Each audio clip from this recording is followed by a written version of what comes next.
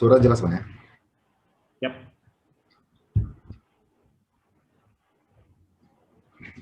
Baik. Assalamualaikum warahmatullahi wabarakatuh. Waalaikumsalam warahmatullahi wabarakatuh. Salam sejahtera bagi kita semua. Selamat siang, sore, Bapak Ibu. Perkenalkan saya Bobi Saputra dari APIP Kabupaten Sumbawa Aceh. Pada kegiatan hari ini, saya ditunjuk sebagai moderator oleh MSPC Santosa Training and Consulting. Baik, tema diskusi kita hari ini yaitu pengadaan barang jasa di desa yang akan disampaikan langsung oleh narasumber kita, Bapak Christian Gamas. Beliau berasal dari Pemkab Kutai Barat, Kalimantan Timur. Untuk riwayat pekerjaan beliau itu banyak di sini saya lihat, jadi saya sebutkan salah satunya saja. Yang pertama, beliau sebagai Procurement Probity Advisor LKPP 2019 sampai dengan sekarang. Selanjutnya, fasilitator pengadaan barang dan jasa pemerintah tingkat dasar PPSDM LKPP 2020 sampai dengan sekarang. Pendamping kontrak LKPP 2020 sampai dengan sekarang. Baik Bapak Ibu yang saya hormati, tata tertib diskusi kita hari ini akan dilaksanakan selama lebih kurang 90 menit, di mana akan dibagi dalam dua sesi. Sesi pertama itu narasumber akan menyampaikan materinya selama lebih kurang 45 menit, dan sesi kedua dilanjutkan diskusi tanya-jawab lebih kurang 45 menit. Bagi Bapak Ibu yang ingin bertanya langsung ke narasumber, bisa nanti menekan tombol raise hand di menu partisipan dan akan diberi kesempatan bertanya setelah narasumber selesai menyampaikan materi. Dan untuk link daftar hadir akan disampaikan di menu chat di akhir paparan narasumber. Baik, untuk mengawali kegiatan kita hari ini agar mendapat bermanfaat bagi kita semua, mari kita berdoa sesuai dengan agama dan kepercayaan kita masing-masing. Untuk itu berdoa dimulai.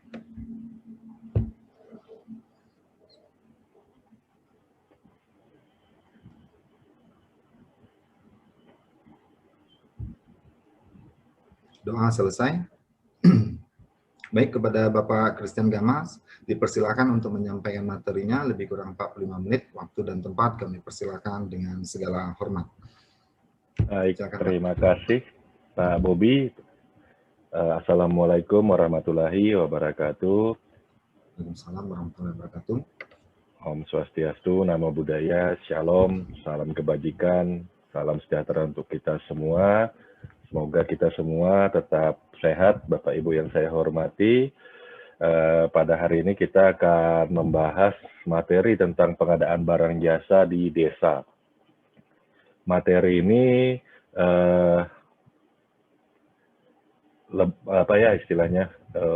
menarik ya ketika kita cermati, terutama bagi teman-teman yang ada di pemerintah kabupaten umumnya gitu ya. Karena kalau di pemerintah kota biasanya bentuknya sudah kelurahan ya. Jadi terkadang juga kita sering bias ini ya. Kalau yang di kabupaten mungkin paham aja desa itu berbeda dengan kelurahan, walaupun memanggil pimpinannya di situ ya, kepala wilayahnya itu Pak Kades, Pak Lur, itu kadang-kadang dipanggil Pak Lurah gitu.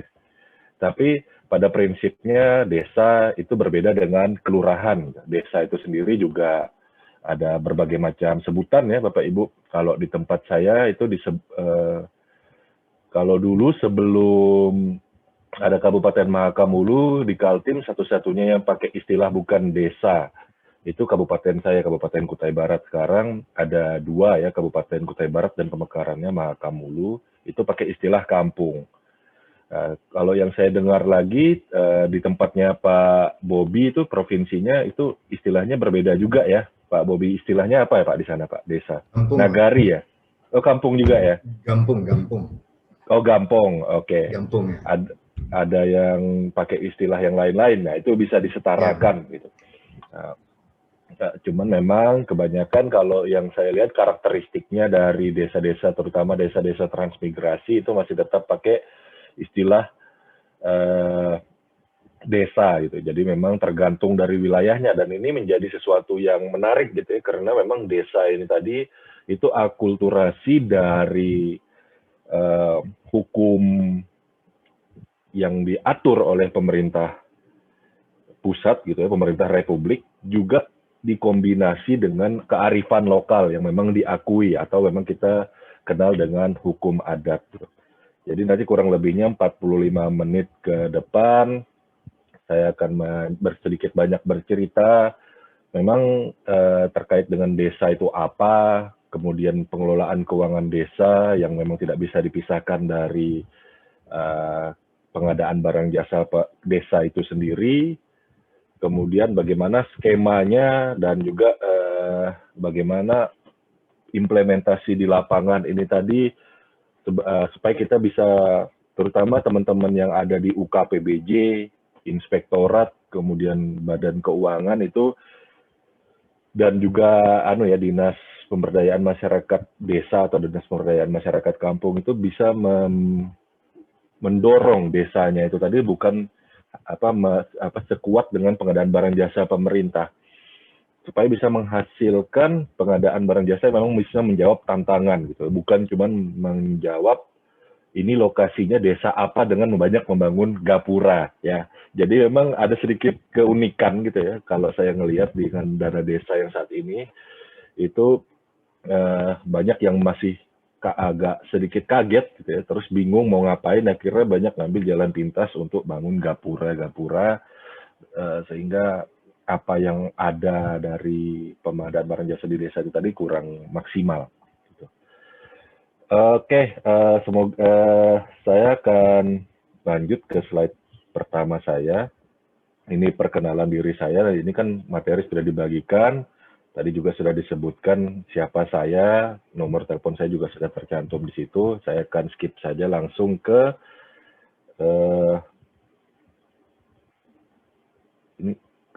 materinya. Jadi yang pertama yang perlu kita sampaikan ketika kita berbicara dana desa, sekarang dana desa itu diminati ya.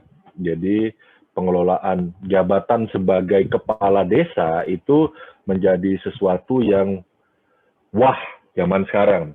Ya, kalau 10 tahun yang lalu menilik yang 10 tahun yang lalu gitu ya, kita lihat desa itu malah tidak diminati gitu. Kenapa? Sebagai contoh di desa saya saat ini kurang lebihnya dana desanya total keseluruhan ya, baik karena dana desa ini tadi luar biasa penghasilannya dari kementerian itu yang paling besar porsinya. Lalu ada bagi hasil juga, semacam bagi hasil ya, pendapatan itu tadi dari pemerintah provinsi dan juga ada dari pemerintah kabupaten kota. Pajak daerah yang berdasarkan Undang-Undang 28 tahun 2009, baik yang tingkat provinsi atau kabupaten, itu 10%-nya dialokasikan. Nah, ada permendagrinya yang terpisah yang membahas itu, ada kewajiban alokasi gitu ya. Jadi semakin lama saat ini semakin besar dana desa itu tadi. Jadi kalau dulu cuma 200-an juta per tahun, sekarang menggelembung bisa sampai 800 juta sampai dengan 3,5 miliar. Kalau di tempat saya itu relatif rata-rata 2 miliar gitu ya. Ada 196 desa gitu ya di Kabupaten Kutai Barat.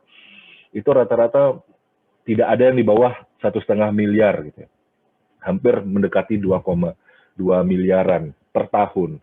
Jadi ini dana ini menjadi sesuatu yang sifatnya fantastis gitu ya Bapak Ibu ya. Terutama lagi bila dibandingkan kita ketahui bersama jabatan kepala desa itu 6 tahun, bisa terpilih sampai dengan 3 periode. Terus kalau misalkan ini saya cerita lagi ya, saya nggak tahu, cuman yang saya dengar dari akar rumput gitu ya, setelah 3 kali terpilih misalkan, ini trennya terjadi, mungkin aturannya nanti mungkin akan direvisi atau bagaimana, saya kurang tahu ke depannya gimana. 3 tahun menjabat, ada 1 tahun tenggang, habis itu bisa mencalonkan lagi gitu ya. Nah ini menjadi sesuatu yang menarik gitu ya Bapak Ibu, karena memang kepala desa ini tadi, figur yang terpilih biasanya orang yang memang sangat dekat dengan masyarakat. Kebanyakan memang dipercaya dari masyarakat yang ada di wilayahnya. Nah,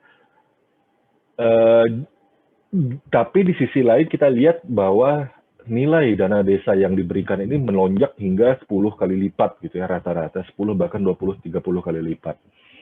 Nah, maka ada pesan dari Ibu Menteri gitu ya, bahwa anggaran dana desa ini diharapkan bisa memperbaiki kondisi masyarakat. Saya titip anggaran itu untuk kepala desa, bukan untuk kepala desa gitu ya, tapi untuk rakyat di desa. Nah, saya nggak tahu nih kalau Cak Mustafa di sana apa tinggalnya di kabupaten atau di kota, Pak? Pura-pura nggak tahu gitu ya. Di kota Surabayanya ya, kalau di kelurahan mungkin udah nggak apa, kalau sudah di kelurahan nggak ada peluang nih Cak Mustafa, tapi kalau tinggalnya di desa gitu ya, di daerah kabupaten gitu, nah itu masih ada peluang nih buat Cak Mustafa jadi kepala desa, karena sepertinya kalau waktu dulu sekitar berapa bulan yang lalu liatin beliau berkendara via daring gitu, banyak banget yang disapa. Nah itu kalau yang bisa dikenal banyak tetangganya itu berpeluang tuh jadi kepala desa. Nah, tapi harapannya orang-orang seperti Cak Mustafa ini tadi jangan sampai juga menyalahgunakan kepercayaan. Nah, jadi memang selain dititipkan dana desa yang fantastis ini tadi, juga pengadaannya itu tadi juga diharapkan bisa menjawab tantangan dan kebutuhan yang ada di masyarakat. Nah, kalau kita berbicara lagi dari dana desa, apakah dana desa ini tadi masuk dalam Perpres 16 2018? Nah, jawabannya kita lihat sendiri nanti di slide berikutnya ya, bahwa dari peraturan pengadaan barang jasa pemerintah, ini kalau yang dari APIP ini sudah paham banget nih gitu ya, bahwa dana desa ini tadi peraturannya bukan mengikuti Perpres pengadaan barang jasa pemerintah. Jadi kayak Bang Suhendra, Pak Bobi ini, wah tahu nih bahwa kalau ketika merujuk ke dalam peraturan pengadaan barang jasa di desa itu tidak mengacu kepada peraturan yang lain-lain selain peraturan kepala daerah. Karena apa? Di dalam Perpres pengadaan barang jasa pemerintah, lingkupnya itu cuma APBN, APBD, pinjaman hibah luar negeri, pinjaman hibah dalam negeri, baik sebagian ataupun keseluruhan. Ini menjadi sesuatu yang diatur lagi gitu ya, diatur lagi. Kenapa kok tidak diatur dalam Perpres pengadaan barang jasa pemerintah? Pengaturan di desa ini relatif gampang-gampang susah, Bapak Ibu. Karena dari sisi administrasinya ini merupakan sebuah pemerintahan yang otonom. Tapi otonom karena memang mengakui bahwa Republik kita itu mengakui bahwa adanya kearifan lokal yang didasari dari hukum adat yang memang diakui oleh Undang-Undang Republik Indonesia gitu ya. Nah, tapi di sisi lain karena dana desa ini tadi banyak yang istilahnya apa ya, banyak yang menggelontorkan gitu ya, ada yang dari APBN, ada yang dari APBD provinsi, ada yang dari APBD kabupaten, kota. Nah, di sini juga pengaturannya ini tadi juga ada berbagai pihak yang terlibat di dalamnya. Ada Kementerian PDTT gitu ya, Pembangunan Percepatan Pembangunan Daerah Tertinggal dan Terisolir gitu ya. Lalu ada Kemendagri, ada dari sisi governance keuangannya itu ada Kementerian Keuangan yang aturannya lagi diatur oleh Kemendagri setelah berkonsultasi dengan Kementerian Keuangan. Maka tidak ada satu aturan tunggal yang berlaku bagi seluruh pemerintah desa di Republik Indonesia gitu ya. Artinya ketika berbicara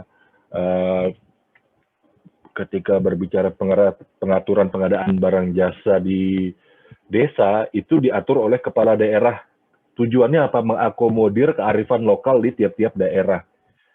Berbeda dengan pengadaan barang jasa pemerintah yang memang diatur dalam satu perpres gitu ya, Perpres pengadaan barang jasa pemerintah. Kalau di pengadaan barang jasa di desa ini diatur tersendiri lagi oleh kepala daerahnya, bupati atau wali kota. Kadang-kadang memang di kota ada beberapa daerah yang memang walaupun dia di kedudukannya kota gitu ya secara administrasi, tapi masih ada punya desa juga. Cuman memang dominannya lebih banyak di kabupaten. Ya. Nah, itu bisa diatur dengan peraturan kepala desa, kepala daerah gitu, bupati atau wali kota. Sehingga karena ruang lingkupnya ini tadi tidak mungkin diatur secara pusat, terpusat gitu ya, karena kemajemukan kita ini tadi, dan juga adanya beberapa kementerian menjadi regulator dan desa ini sebagai pemerintahan yang otonom, maka PBJ di desa itu tadi tidak mengikuti Perpres 12 2021 yang merubah Perpres 16 2018. Hanya saja kewenangannya itu tadi memang berbagi gitu ya. Jadi kalau yang ketika berbicara masalah keuangan di desa, itu ada Permendagrinya. Ketika berbicara masalah pengadaan barang jasa pemerintah, itu LKPP sebagai leading sektor di bidang pengadaan barang jasa pemerintah menerbitkan peraturan yang memang menjadi pedoman bagi kepala daerah, kota, kabupaten, bupati atau wali kota untuk menyusun tata cara menerbitkan peraturan untuk pengadaan barang jasa di desa. Jadi ini semacam kalau kita lihat ya ini semacam model dokumennya gitu ya, model dokumen untuk membuat aturan. Jadi ada Perlem 12 tahun 2019, saya agak pelan-pelan membacanya, jangan sampai saya salah sebut Perlem 12 2021 yang lagi happening ya. Perlem 12 2019 ya, tentang pedoman penyusunan tata cara pengadaan barang jasa di desa. Ini yang menjadi panduan untuk kepala daerah untuk menyusun perkada PBJ desa. Ya. Dan ini juga sedang diserap aspirasi ya Bapak Ibu. Jadi tanggal 27 Mei 2021, jadi bukan tidak mungkin nanti ini akan diupdate lagi karena ada Undang-Undang Ciptaker ya. Walaupun Perlem yang ada saat ini sudah friendly banget dengan pemberdayaan masyarakat gitu ya dan usaha kecil, tapi mungkin akan ada pembaharuan lagi karena memang sudah dilakukan serap aspirasi untuk memperbaharui PBJ di desa khususnya berkaitan dengan pemberlakuan Undang-Undang Ciptaker atau Omnibus Law itu tadi. Jadi bukan tidak mungkin nih, bisa jadi nih ya, kita seminggu ke depan, 2 minggu ke depan, perlemnya dirubah lagi, kemudian kepala daerah, Bapak Ibu sekalian, itu kepala daerahnya akan mengupdate lagi perkada di desa masing-masing. Karena di kabupaten kota masing-masing gitu ya, karena memang ya kondisinya demikian gitu ya. Nah, sebelum kita membahas pengadaan barang jasa di desa, peraturan Menteri Dalam Negeri menjelaskan gitu ya bahwa desa ini tadi adalah desa dan desa adat, termasuk desa adat ya. Jadi bukan cuma desa yang pada umumnya saja, tapi juga yang beberapa daerah yang memang memiliki istilah yang lain, itu termasuk desa adat yang disebut dengan nama lain. Tadi kayak di tempatnya Bang Bobi itu ada gampong istilahnya, ada yang pakai istilah kalau saya nggak salah itu nagari, ya berbeda-beda ya, jadi istilahnya, tapi pada prinsipnya merujuk Permendagri nomor 20 tahun 2018 tentang pengelolaan keuangan desa. Desa ini tadi, sebagaimana yang ada di tampilan layar itu adalah kesatuan masyarakat hukum yang memiliki batas wilayah yang berwenang untuk mengatur dan mengurus urusan pemerintahan, kepentingan masyarakat setempat berdasarkan prakarsa masyarakat, hak asal-usul dan atau hak tradisional. Ya, ketika berbicara hak tradisional, referensinya adalah hukum adat yang diakui dan dihormati dalam sistem pemerintahan NKRI, gitu ya, Negara Kesatuan Republik Indonesia. Menjadikan desa ini bersifat otonom dan terpisah dari perangkat daerah ya. Kalau kelurahan itu masuk dalam perangkat daerah Bapak Ibu. Kelurahan dalam PP 16 2018 yang sudah diubah di PP 72 tahun 2019 kalau saya nggak salah ingat, 72 2020 itu masih masuk dalam perangkat daerah, organisasi perangkat daerah kelurahan. Ya. Makanya kalau di kelurahan ya ada KPA gitu ya, ya Pak Lurah itu sendiri gitu ya, dengan camatnya sebagai PA, pengguna anggaran. Tapi kalau di desa tidak berlaku. Makanya kalau di kelurahan yang materinya Pak Muklis yang lalu ya tentang pengadaan barang jasa di desa bulan lalu kalau saya nggak salah ingat itu masih berbicara, masih pakai kerangka pikirnya PBJ pemerintah, masih pakai PA KPA dan seterusnya gitu. Ini yang membedakan gitu ya desa dalam sebagai pemerintahan yang otonom gitu ya, dalam sebuah desa kampung itu akan ada pemerintahan desa gitu ya. Pemerintahan desa ini tadi adalah penyelenggaraan urusan pemerintah ya yang mengakomodir kepentingan masyarakat setempat dalam sistem pemerintahan Negara Kesatuan Republik Indonesia. Jadi ada pemerintahan desa. Makanya saya bilang ini otonom karena kalau kita lihat ini ekuivalen dengan pemerintahan daerah. Nah, kan kalau kita baca undang-undang pemerintahan daerah itu disebutkan pemerintahan daerah terdiri dari pemerintah, gampangannya ya, ada pemerintah daerah, ada DPRD. Nah, pemerintahan desa juga demikian gitu.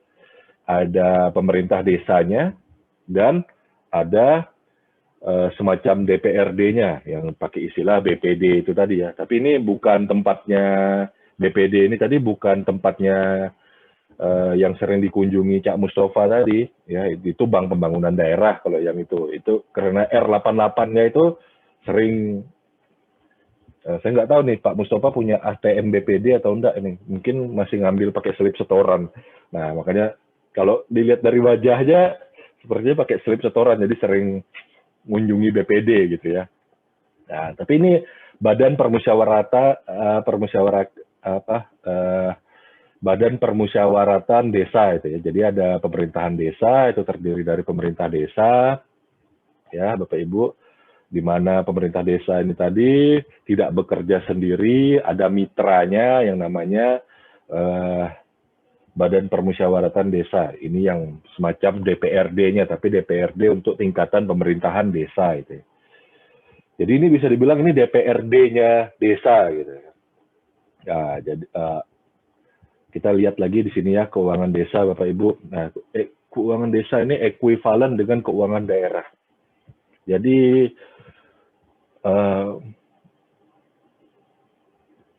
pesan yang begitu tajam dari Ibu Menteri Keuangan itu diatur, diterjemahkan oleh Kemendagri untuk pengaturan keuangan desa yang begitu rigidnya dalam Permendagri nomor 20 tahun 2018 tentang pengelolaan keuangan desa. Keuangan desa ini mirip nih dengan keuangan daerah. Di desa itu ada renjanya gitu ya, RKPD gitu. Kalau di Pemda disebut RKPD, Rencana Kerja Pemerintah Daerah. Nah, di sini ada rencana kerja pemerintahan desa gitu ya. Setelah RKPD itu keluar, lalu keluar APBDes gitu ya, anggaran pendapatan belanja desa. Kalau di tempat saya anggaran pendapatan belanja kampung APBK. Nah, kemudian ada lagi di dalam pengelolaan APBDes itu tadi ada penerimaan desa ya, uang yang masuk ke kas desa. Lalu ada pengeluaran desa, yaitu adalah uang yang keluar dari rekening kas desa. Jadi memang di sini ada ekuivalennya gitu ya, mirip dengan pengelolaan keuangan di pemerintah daerah. Dengan skema yang mirip dengan keuangan daerah juga, tapi ada relaksasi unsur-unsur yang dimasukkan dari pemerintah pusat juga. Jadi ada kemiripan dengan pengelolaan keuangan di KL sebenarnya. Jadi, ada yang saya amatin seperti itu. Jadi di sini kalau kita memperhatikan bahwa pengadaan barang jasa di desa itu tadi simpel, tapi yang bikin bermasalah itu kebanyakan dari pengelolaan keuangan desanya. Karena kalau di pengadaan barang jasa di desa itu sangat sederhana sekali Bapak Ibu. Tapi kalau ketika ditelusurin permasalahan-permasalahan di pengelolaan keuangan di desa itu kebanyakan dari bukan di pengadaan barang jasanya, karena di pengadaan barang jasanya sangat relaksasi, sangat sederhana sekali. Bahkan prinsip-prinsip seperti bersaing itu bahkan bisa dibilang agak terabaikan gitu ya, karena tidak terlalu terbuka gitu ya, tapi berusaha untuk mendayagunakan apa yang ada di desa itu tadi. Tapi yang menjadi permasalahan itu di keuangan desanya. Seperti contoh ya pertanggungjawaban yang fiktif dan seterusnya gitu ya. Nah, itu yang menjadi permasalahan. Tapi kita akan pelan-pelan kita lihat dari siklus belanjanya terlebih dahulu ya. Jadi kalau di siklus belanja di desa itu tadi berjalan, kalau dilihat ya ada garis yang di atas, itu RKPDes gitu ya. Berjalan berdasarkan garis besar yang ada, yang sudah ditetapkan secara general dalam bentuk rencana kerja pemerintah desa. Ini adalah garis besarnya. Nah, yang menjadi permasalahan tadi, ruwetnya itu tadi, itu dalam urusan keuangan ya. Makanya kalau lihat yang berkelak-kelok di bawahnya ini adalah pengelolaan keuangan desa yang berliku-liku, yang detil di bawahnya ini tadi. Nah, detil lika-liku manajerial yang ada di dalam pengelolaan keuangan desa ini tadi harus tidak boleh melenceng dari rencana kerja pemerintah desa.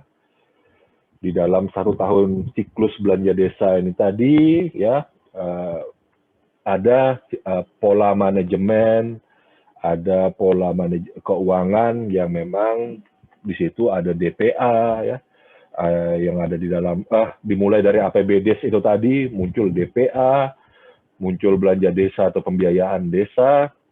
Lalu ketika ada perubahan dengan dinamika yang ada seperti hal-hal yang memang tidak terduga, perubahan asumsi dan yang lain-lain, maka bisa dilakukan DPPA, DPAL kalau memang ada yang sifatnya kayak multi years gitu ya.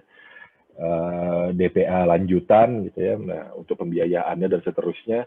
Lalu ada dan itu semua baik belanja dari DPA, DPPA, DPAL itu dilaksanakan sebagian besar dengan menggunakan PBJ desa.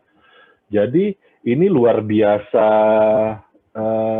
berat sebenarnya ya kalau saya perhatikan bahwa dengan struktur organisasi yang luar biasa kecil di desa itu tadi, ya ini kita lihat keuangan di pemerintah desa ini tadi, pelakunya ya cuma 4 ini gitu ya.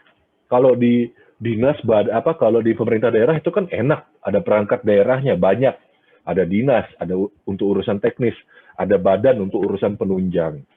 Dengan angka yang sangat besar itu tadi, terbagi-bagi resikonya menjadi minimal atau menengah gitu ya. Ada memang dinas badan yang resikonya tinggi gitu ya. Tapi kalau di desa dengan uang yang sedemikian besar, tapi dengan struktur organisasi yang kecil, ya ada 4 ini saja gitu ya. Ini menjadi sesuatu yang perlu diperhatikan gitu ya dengan proses pengelolaan keuangan desa ini tadi. Apalagi kalau kita perhatikan belanja keuangan di desa ini tadi, aspek keuangan desa itu mirip dengan malah lebih duluan ya kalau kita lihat usia Permendagrinya tahun 2019 atau 20 tadi ya. Kalau di pemerintah daerah itu baru mengenal belanja operasional gitu ya. Kalau dulu kan kita mengenal belanja langsung, belanja tidak langsung, selesai di situ. Tapi di desa ini malah yang mendahului Permendagrinya. Nanti ini boleh dikoreksi nih sama suhu kita Pak Suhendra nih, yang selalu hat-trick angka 10 kalau ujian. Ada nggak nih Bang Suhendra nih? Bang Suhe? Ya, jadi kalau kita perhatikan di Permendagri 20 tahun 2018 tentang pengelolaan keuangan desa ya 2018, ini sudah kenal belanja operasional terlebih dahulu gitu ya. Kemudian yang tidak belanja-belanja yang ada di dalamnya itu sudah dikenali, malah pemerintah daerah baru belakangan mengadopsi hal tersebut gitu ya. Nah, bisa dibayangkan bahwa keruwetan keuangan di desa ini tadi tidak kalah gitu ya, walaupun skupnya kecil gitu. Cuman kalau dibilang kecil, tidak kecilnya itu tergantung luas wilayah juga. Kalau di tempat saya yang 15.000 km persegi kabupatennya, satu desa itu bisa 1.000-2.000 km persegi gitu ya. Kalau di Pulau Jawa itu mungkin sudah kabupaten baru ya. Jadi memang pemerintahan desa ini tadi aspeknya bisa dibilang gampang-gampang nggak mudah gitu ya, bukan gampang-gampang susah gitu, tapi gampang-gampang nggak mudah. Karena kalau dibilang susah sekali, skopnya kecil karena memang secara fungsi organisasinya memang tidak besar gitu. Pemerintahan desa itu terdiri dari kepala desa, sekdes, kaurkasi, tim pelaksana kegiatan untuk pengelolaan barang jasa pemerintahannya, di mana kalau kita memperhatikan aspek keuangannya ini tadi begitu ribetnya gitu ya. Saya tidak akan membahas karena masalah waktu di sini. Cuman kalau kita mau perdalam lagi aspek keuangan desa, itu luar biasa detailnya di sini gitu. Gimana penggunaan anggaran yang diterima dari pengajuan SPP itu saja untuk pengadaan barang jasa secara swakelola itu bahkan diatur dalam Permendagrinya. Sebagai contoh itu tidak lebih dari 10 hari kerja ketika untuk mengajukan. Nah, bisa kita bayangkan kerumitannya di mana proses di desa itu tadi kadang-kadang kan tidak hanya serta-merta cuma ngurus pengadaan barang jasa saja, tapi juga ngurus hal-hal lain. Di situ juga ditumpukin pengelolaan keuangan di desa. Ketika ada pelaksanaan pengadaan barang jasa dengan swakelola, pertanggungjawaban untuk SPP-nya itu paling lambat 10 hari kalau secara aturan. Kalau kita mau audit secara compliance regulasi, ini menjadi tantangan tersendiri karena saya ya kalau ada desa yang canggih itu mungkin kalau saat ini saya memperhatikan itu anomali gitu ya. Karena yang bisa mematuhi aturan ini tadi kebanyakan desa-desa hanya desa-desa yang sudah tahapannya menjelang untuk dijadikan kelurahan gitu. Karena lebih banyak desa yang memang agak kesulitan, tergopoh-gopoh untuk mengikuti standar yang ada di aturan keuangan desa. Dan kalau kita perhatikan, keuangan desa dan pengadaan ini mirip ya dengan di pengadaan barang jasa pemerintah, cuman judul pelakunya saja yang berbeda. Kalau kita lihat belanja modal ya dari aspek keuangannya itu yang memberikan manfaat lebih dari 12 bulan ya, dan sifatnya juga menambah aset gitu ya.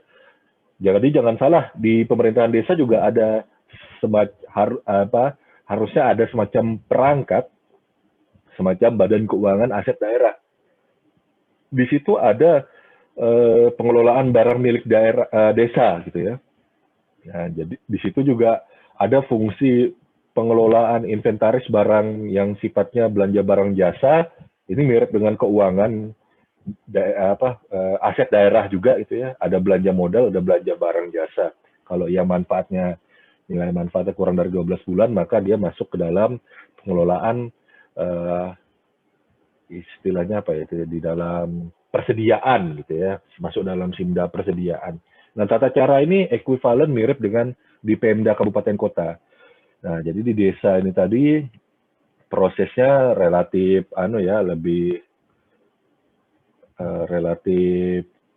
kalau kita perhatikan governance di desa itu tadi juga menyerupai pemerintah kabupaten kota, pemerintah daerah pada umumnya, dan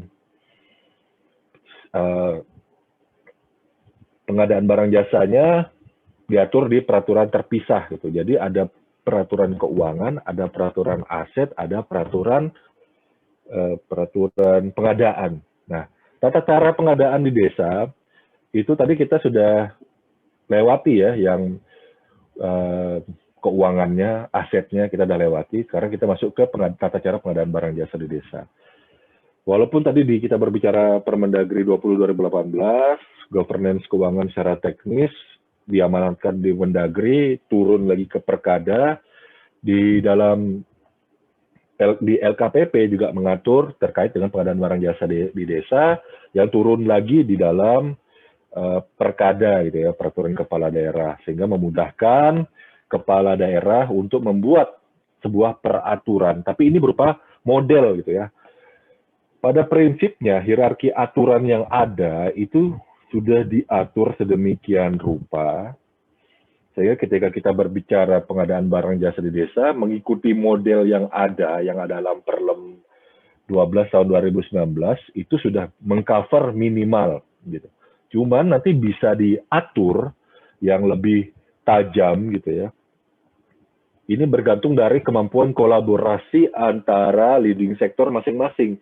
Dinas Pemberdayaan Masyarakat Kampung atau desa, kemudian UKPBJ, lalu Badan Keuangan untuk menginisiasi bagaimana proses pengadaan barang jasa di desa itu tadi dalam peraturan kepala daerah supaya bisa sinkron.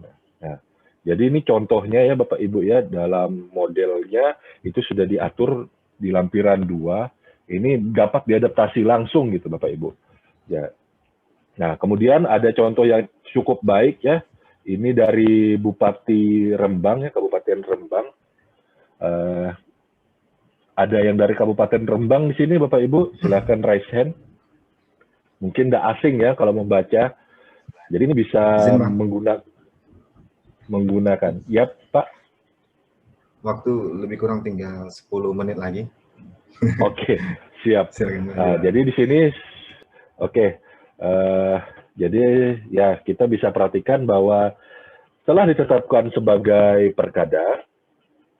perkada, ya tentunya dengan menyesuaikan dengan jenis belanja di desa itu tadi apa, pada prinsipnya peraturannya mengacu kepada cara pengadaannya itu mengacu kepada perkada itu tadi Bapak Ibu. Ya.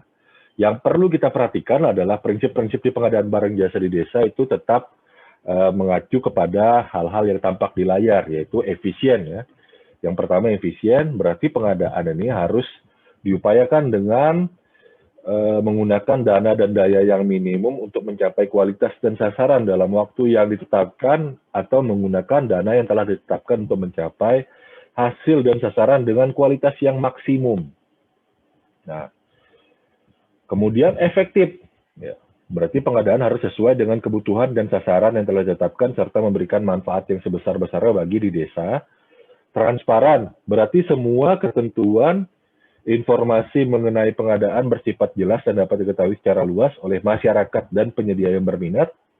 Terbuka, pengadaan dapat diikuti oleh semua penyedia barang jasa yang memenuhi persyaratan kriteria tertentu. Nah, jadi terbuka, jadi tadi ada kriteria tertentunya. Di mana kriteria tertentunya ini berkaitan lagi dengan pemberdayaan masyarakat. Ya, menjadi wahana pembelajaran bagi masyarakat untuk dapat mengelola pembangunan desanya dan masuk ini yang nggak ada di Perpres pengadaan pemerintah ya. Gotong royong, penyediaan tenaga kerja oleh masyarakat dalam pelaksanaan kegiatan pembangunan di desa. Bersaing, ya melalui persaingan yang sehat, ya.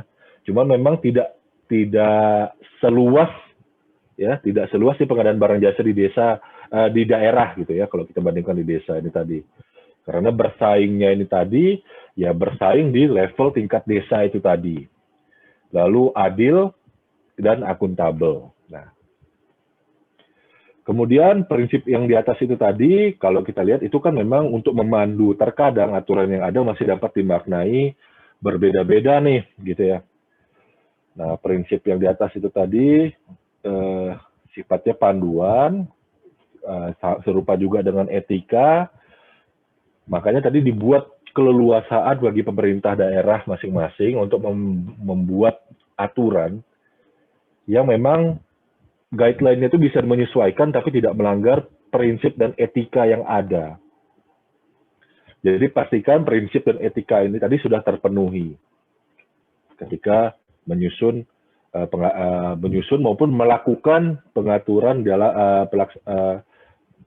menyusun atau melakukan penyusunan aturan maupun menjalankan aturan itu tadi.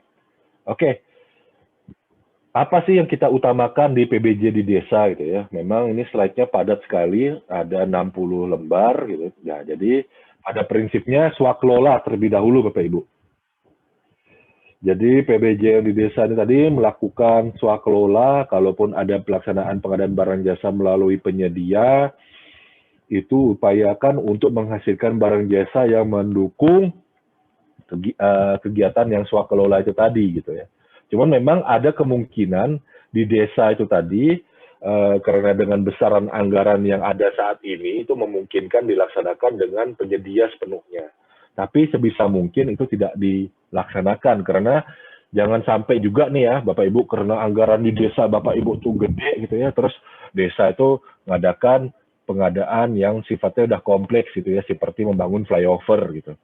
Nah, jadi jalanannya pekerjaan-pekerjaan yang biasanya dilaksanakan oleh pemerintah daerah, airport gitu ya, yang di pemerintah pusat, airport contohnya, itu malah mau diadakan di desa gitu kan. Nah, itu nggak logis gitu. Nah, jadi memang utamakan di swakelola dulu. Nah, Bapak Ibu, ini gampangannya ya, PBJ di desa ini saya akan menyebutkan bahwa Kades itu, tadi sempat saya sebutkan juga ada sedikit pengaturan di keuangan desa itu mengadopsi mirip dengan APBD, tapi sebagian saya lihat mirip-mirip dengan APBN. Contohnya, kepala desa itu tadi sebagian dia punya kewenangan yang mirip dengan kepala daerah dalam lingkup daerahnya, tapi dia juga diberikan kewenangan seperti pengguna anggaran gitu ya, PA. Jadi kepala desa ini combine gitu ya, combine, mirip dengan bupati wali kota, mirip juga dengan menteri gitu kan. Nah, jadi kepala desa itu ya mirip kepala daerah, tapi ada kombinasi juga dengan tugas-tugas PA yang ada di dalamnya. Lalu kasih KAUR ini kombinasi gitu ya Bapak Ibu. Saya bisa bilang kombinasi, kalau kita lihat lebih rinci, tugas-tugasnya itu ada yang tugas yang dia mirip laksanakan dengan menerima pelimpahan seperti KPA, tapi di sisi lain dia juga bisa seperti PPK dan PPTK gitu ya. Nah, lalu ada lagi TPK ya, itu bisa ibarat seperti Pokmil, PPTK dan pejabat pengadaan, agen pengadaan juga bisa dia di situ. Jadi kompleksitasnya yang perlu saya highlight adalah ada kombinasi di sini ya. Jadi ada keunikan tersendiri yang ketika kita berbicara pengadaan barang jasa di desa, teman-teman auditor, teman-teman pelaku pengadaan, teman-teman yang dari UKPBJ khususnya yang mendampingi itu perlu menggeser mindsetnya sedikit gitu ya ketika berbicara pengadaan barang jasa di desa.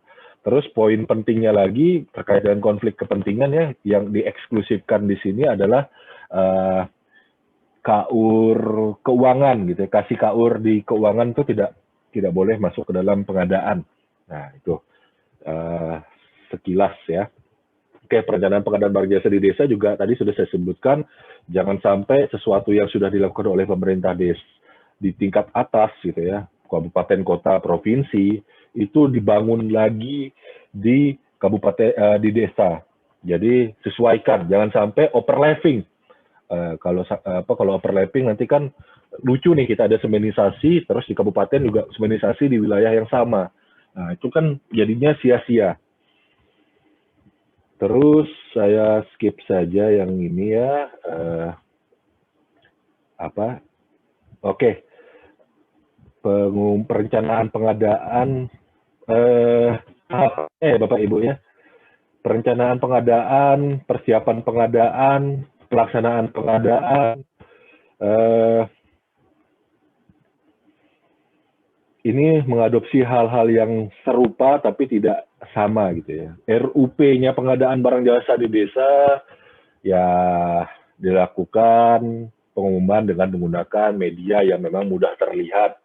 Walaupun saat ini desa-desa yang lebih canggih itu sudah punya website dan sosmed, ya itu bisa dilakukan, tapi aturannya mewajibkan seperti yang tampil di layar.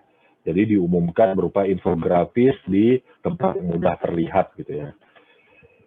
Lalu berkaitan dengan pengadaan barang jasa di desa, kita perlu melihat karakteristik, kondisi, dan jenis pekerjaan yang sesuai dengan lingkungan real. Tidak bisa nih disamaratakan, Bapak Ibu, desa untuk melaksanakan, walaupun memang tujuannya swakelola, tadi ya prioritas swakelola, tapi kadang-kadang desa yang tertentu itu antara misalkan desa yang menjelang dibentuk kelurahan gitu ya, nah itu tidak bisa nih melaksanakan pengadaan barang jasanya dengan swakelola, karena memang tidak ada pemberdayaan warga, agak sulit untuk pemberdayaan warga. Di sisi lain, ada juga nih desa-desa yang terlalu terpencil karena yang muda tidak ada akses paskes maupun sekolah, fasilitas ya, fasilitas pendidikan yang ada di situ, sehingga merantau ke desa yang lebih maju sehingga ditinggalkan yang muda-muda. Nah, itu juga mau tidak mau sisanya yang sudah, mohon maaf, lansia itu tidak mungkin disuruh seperti di desa saya ini tadi gitu ya, gotong royong gitu kan, karena sudah kecapean, kalau ibaratnya sudah tidak usianya lagi lah untuk nebas, untuk menyemen apa segala macam. Walaupun memang di berbagai kondisi tertentu bisa saja desa-desa yang ada tadi itu bekerja sama secara swakelola gitu ya, swakelola dengan TNI. Nah, itu memang bisa dimungkinkan gitu ya, di TNI atau Polres tempat. Nah, perhatikan bahwa persiapan pengadaan, persiapan pengadaan itu tadi dilaksanakan berdasarkan perencanaan, jadi jangan melenceng ya Bapak Ibu. Kemudian ya ini pelaksanaannya. Izin Pak Muklis, kita tambah waktu 5 menit atau 10 menit ini, karena materi masih padat ini kayaknya, atau gimana nih? Ya, oke, tambah aja, tambah. Silakan Pak, Ya. Waktu lebih kurang 10 menit. Ya, jadi pelaksanaan swakelola di desa, ya. Jadi tadi kita berbicara masalah siapa pelaksananya, ya.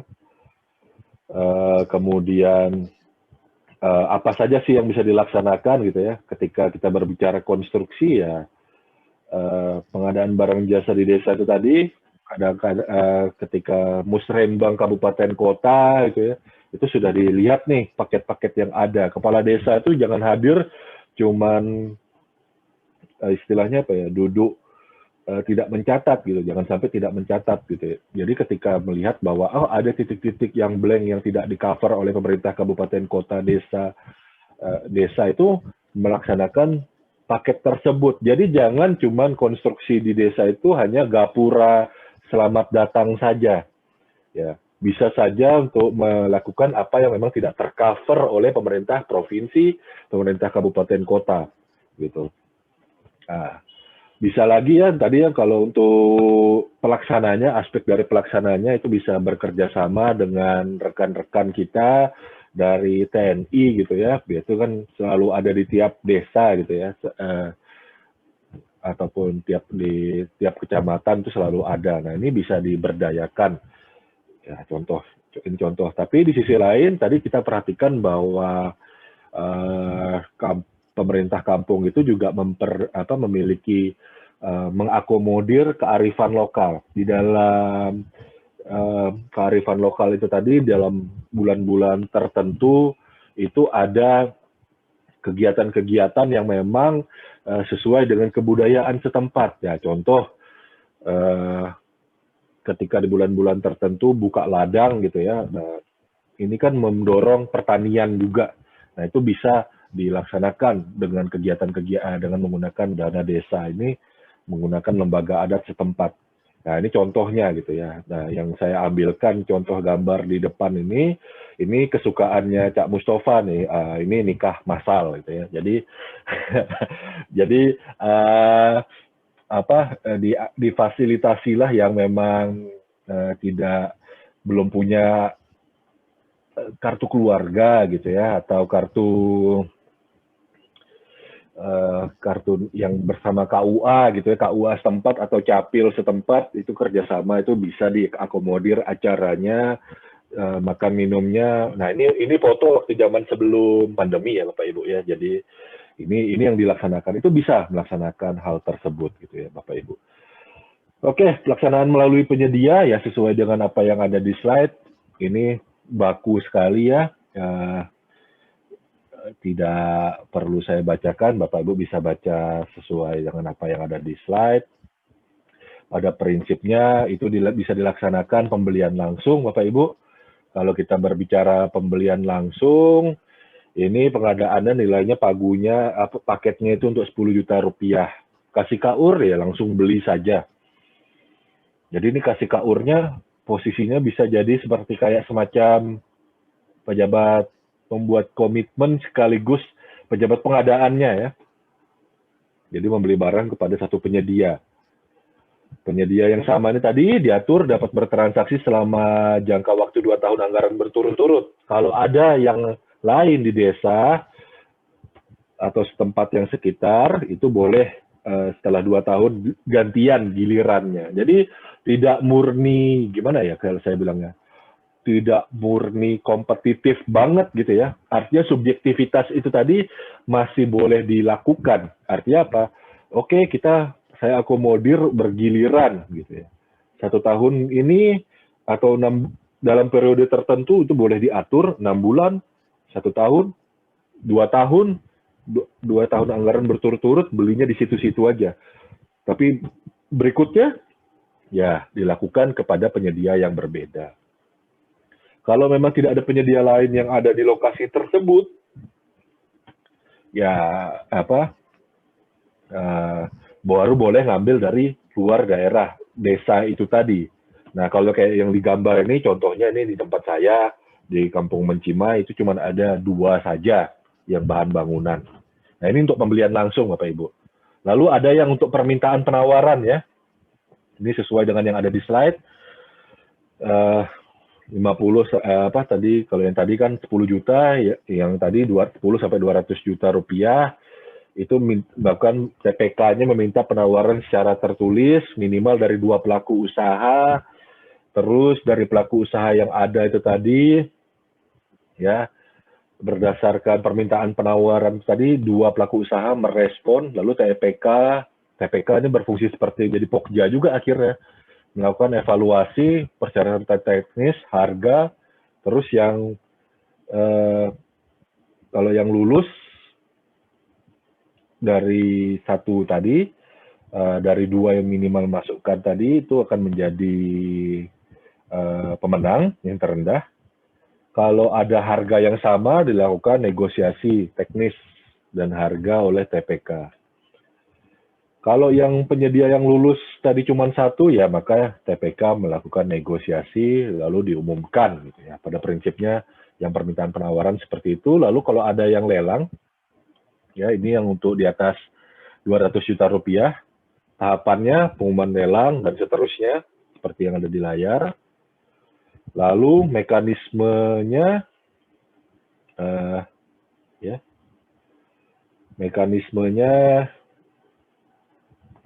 kelewatan dikit.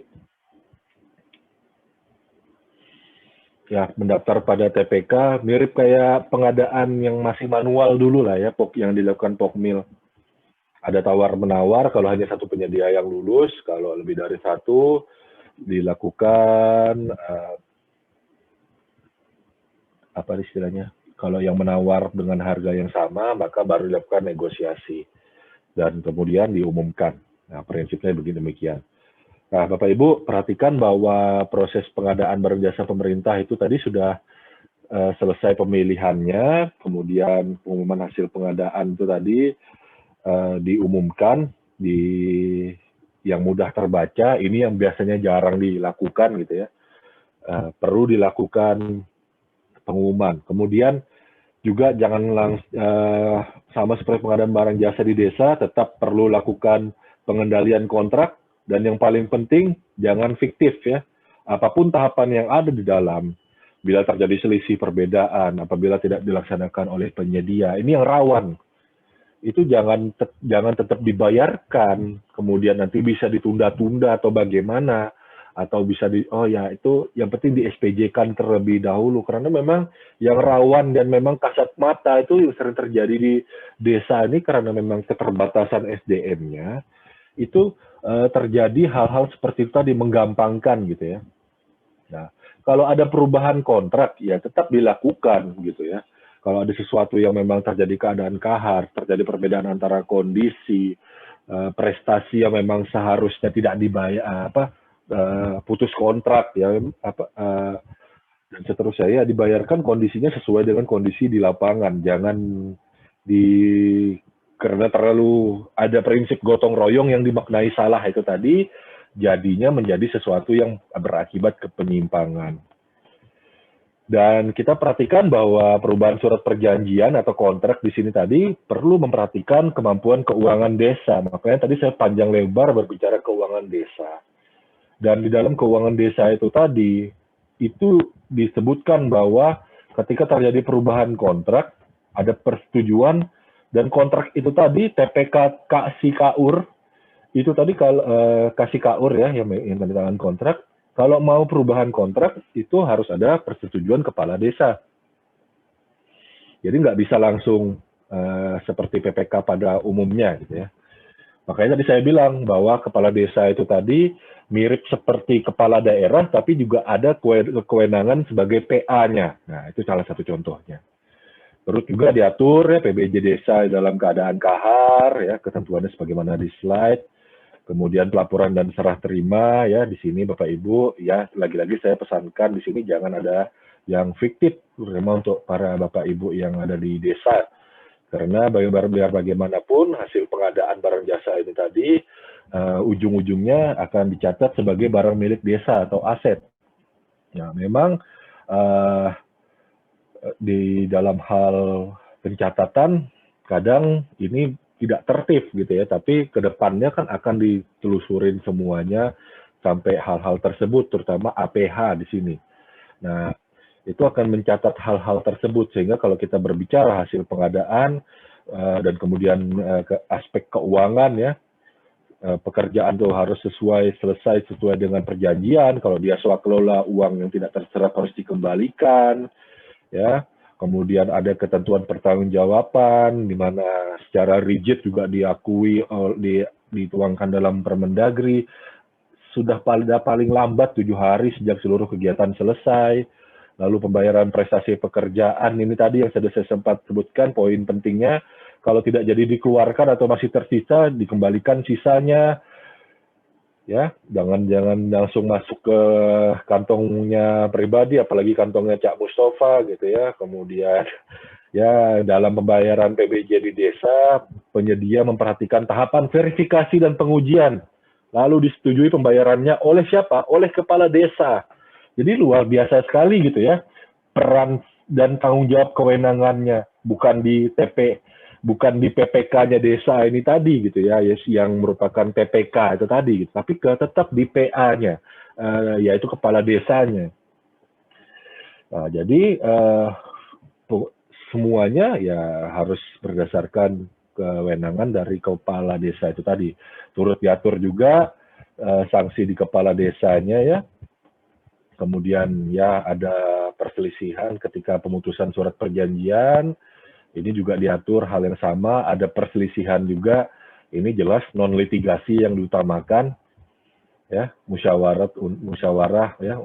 Lalu ya kalau memang desa yang bisa canggih, bisa melakukan pembinaan, pengawasan dan pengadaan secara elektronik, bisa minta juga kepada pelibatan UKPBJ, cuman kalau saya pribadi sebagai pihak yang ada di UKPBJ, ini sampai saat ini itu masih kewalahan kalau mau membina desa juga.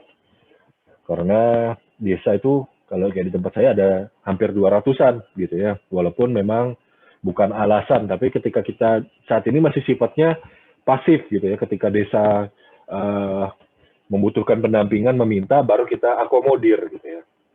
Oke, jadi dari paparan saya kita sudah bahas aspek keuangan. Memang saya lebih menekankan ke keuangannya, karena kalau kita berbicara ke pengadaan barang jasanya, metode pemilihannya itu simpel sekali ya, belanja langsung, kemudian permintaan penawaran, lalu lelang, itu simpel sekali. Tapi yang lebih parah, aspek rawannya Bapak Ibu itu banyak di keuangannya, terutama teman-teman auditor, teman-teman di keuangan dan yang lain-lain itu kan pasti banyak yang bergerak. Misalnya nih kalau saya perhatikan yang diperhatikan ya, tapi bagaimana di keuangannya, pertanggungjawaban keuangannya dan real pengadaan barang jasanya. Demikian dari saya, mungkin mohon maaf sebelumnya dan terima kasih sudah diberi perpanjangan waktu juga ya, karena materinya luar biasa padat, tapi pada prinsipnya mari kita jadikan pengadaan barang jasa di desa itu tadi untuk menjawab tantangan kebutuhan yang ada, dan saya kembalikan waktunya untuk Bang Bobi untuk memandu pada tanya jawabnya. Atau tanya jawabnya mungkin tidak usah aja, karena mungkin udah jelas. Baik, silakan bila ada mau tanya jawab. Baik. Ya, terima kasih Pak atas pemaparannya. Memang materinya cukup banyak, ini ada sekitar lebih kurang 60 sampai 61 slide. Mudah-mudahan bisa disampaikan semua tadi. Mudah-mudahan materi yang disampaikan tadi dapat bermanfaat buat kita semua. Baik Bapak Ibu yang saya hormati, kita masuk dalam sesi kedua, yaitu sesi tanya jawab. Lebih kurang waktu selama 45 menit. Jadi bagi Bapak Ibu yang ingin bertanya langsung ke narasumber, silahkan menekan tombol raise hand. Jangan malu-malu Bapak Ibu, silahkan langsung berhubung narasumbernya lagi lagi bersama kita, yang kira-kira masih mengganjal, butuh penjelasan lebih lanjut, silakan mengajukan tombol raise hand di menu partisipan.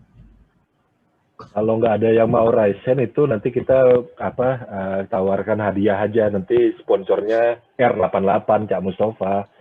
Setuju. Ya, setuju. Atau saya izin minta bergabung Pak Heri Mahendra untuk menyampaikan langsung. Ada di sini Pak Heri Mahendra dari Inspektorat Buleleng. Langsung saja Pak bertanya ke Pak Gespian. Halo. Tapi kalau misalkan mungkin karena ada aktivitas lain di Sambi. Oke, ya, gimana? Silakan. Ya. Silakan langsung Pak. Salam kenal, saya Heri Mahendra dari Buleleng. Ya. Terkait SE Permendes, Pak, Permendes yang 15 padat karya tunai desa itu bagaimana konsep PBJ-nya nanti? Karena kan harus 50% untuk padat karya tunai seperti itu. Oke.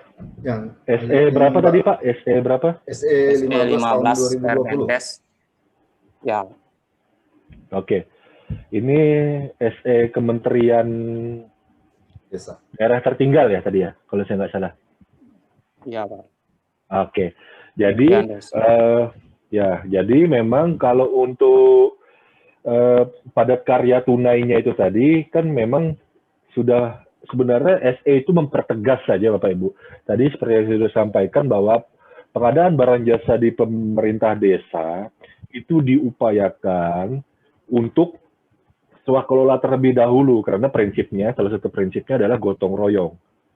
Nah, baru pakai penyedia itu kapan? Pakai penyedia itu ketika mau beli barang jasa yang memang untuk menunjang kegiatan swakelola itu tadi, itu yang pertama. Nah, jadi ya contoh seperti apa? Contoh seperti kayak cangkul, ya, kemudian semen dan yang seterusnya. Nah, itu boleh pakai penyedia karena kita nggak mungkin menghasilkan semen sendiri dan yang lain-lain. Nah, kalau pada dasarnya, pada prinsipnya, jika memang sudah ada peraturan di tempatnya Bapak, gitu ya, bahwa untuk pengadaan barang jasa di desa itu tadi, yang berdasarkan per 2019 itu tadi, maka by design memang sudah otomatis pengadaan yang ada itu memang untuk upah, ya, upah warga atau tenaga kerja, gitu. Tapi memang harus dibayar. Jadi memang dibayarnya itu tadi 50%-nya ini tadi untuk menjaga saja. Jadi surat edarannya ini tadi untuk menjaga bahwa jangan sampai istilahnya yang terjadi di lapangan itu malah lebih banyak belanjanya, lebih banyak ke belanja bahannya. Nah, jadi jangan misalkan 200 juta gitu ya paketnya pengadaan semenisasi gitu. Semenisasi jalan usaha tani misalkan. Semenisasi jalan usaha tani 200 juta. Nah, jangan sampai belanjanya 180 juta itu untuk bahan material gitu. Memangnya desa mau jadi toko material gitu kan? Enggak. Jadi sebenarnya yang mau diupayakan adalah tenaga kerjanya. Jadi usahakan dibuat berimbang. Memang yang perlu diatur komposisinya. Ini jadi memang ke arah penegasan saja sih sebenarnya, bukan berarti menjadi sebuah sesuatu hal yang baru, Pak. 50% itu tadi. Mungkin itu.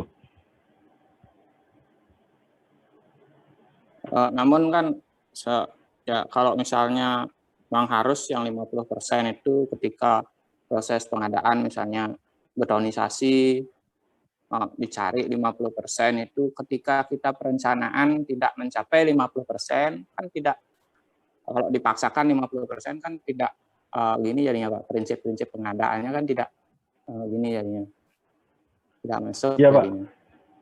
Ya, tapi gini Pak, prinsip pengadaan itu kita ngelihatnya secara, prinsip pengadaan barang jasa di desa kita ngelihatnya secara komprehensif ya Pak ya, secara komprehensif.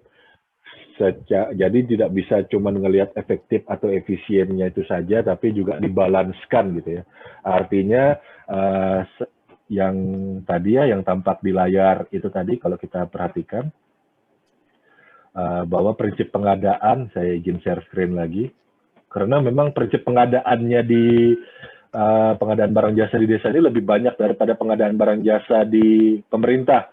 Nah, makanya tadi saya sampaikan pesan kepada teman-teman, baik yang UKPBJ maupun yang UKPBJ yang mendampingi maupun inspektor ketika mau melakukan prevention system ya, early warning system, ketika mendampingi pengadaan barang jasa di desa maupun melakukan post audit, perhatikan bahwa prinsipnya ini tadi tidak sama dengan prinsip di pemerintah. Gotong royong, bersaing, adil, akuntabel, dan pemberdayaan masyarakat itu ada di dalamnya. Jadi efisien dan efektif, oke. Ketika perencanaannya itu tadi dengan adanya SE ini tadi mungkin seperti Pak Hari tadi nyampaikan bahwa kita tidak sesuai dengan perencanaan, kita akan mengubah cakupan pekerjaan nih demi mengejar jumlah pekerjanya, ya, pemberdayaan masyarakatnya, ya. Suka tidak suka hal tersebut memang harus diperhatikan sebagai sebuah aspek gitu ya Bapak. Karena jangan sampai nih ya mendapatkan dana desa yang sudah dititipkan oleh Ibu Menteri Keuangan kepada kepala desa itu tadi cuma bisa dinikmati oleh pemilik toko. Nah, terus yang diharapkan dari dana desa ini tadi kan, nah yang ada itu juga berputar kepada masyarakat setempat. Artinya yang mereka nerima upah itu tadi, ya masyarakat yang ada di dalam, sehingga bisa mendapatkan penghasilan, sehingga ekonomi di daerah, di desa itu tadi, bisa turut terdongkrak. Nah, itu filosofisnya gitu ya. Jadi memang akan agak kesulitan kita ya ketika edaran itu tadi berusaha memang menormalkan sesuatu yang memang sudah diamanatkan di dalam peraturan perundang-undangan, sementara di praktek di lapangan itu kita tadi terbiasa menggunakan penyedia. Nah, ini tadi yang agak menjadi bermasalah, sehingga perlu dilakukan sedikit penyesuaian. Mungkin itu dari saya, tapi mungkin Pak Muji mungkin ada yang mau ditambahkan, silahkan Pak Muji kalau mau ditambahkan. Ya, terima kasih Pak Gamas. Jadi SE tadi sifatnya bukan suatu keharusan ya, suatu anjuran. Apalagi dalam suasana COVID seperti ini, masyarakat kan perlu mendapat pendapatan, maka didorong di sana. Itu kalau nggak salah berlaku untuk tahun 2020 ya. Tahun 2021 saya nggak tahu apakah ada edarannya lagi nggak. Jadi SE tadi adalah berlaku untuk tahun 2020. Ya, tapi walaupun nggak ada SE itu pun semangat pengadaan desa tadi seperti katakan Pak Christian tadi memang untuk menggerakkan desa kalau bisa dengan swakelola, gotong royong dan sebagainya itu ke sana. Tapi kadang-kadang kita masih membolehkan kan melalui penyedia dan sebagainya, toko dan sebagainya. Bagaimana yang bukan penyedia toko? Nah, inilah dalam suasana COVID didorong mereka kalau bisa padat karya menggerakkan secara gotong royong sehingga mereka ya dapat penghasilan dalam suasana pandemi seperti ini. Begitu aja. Terima kasih.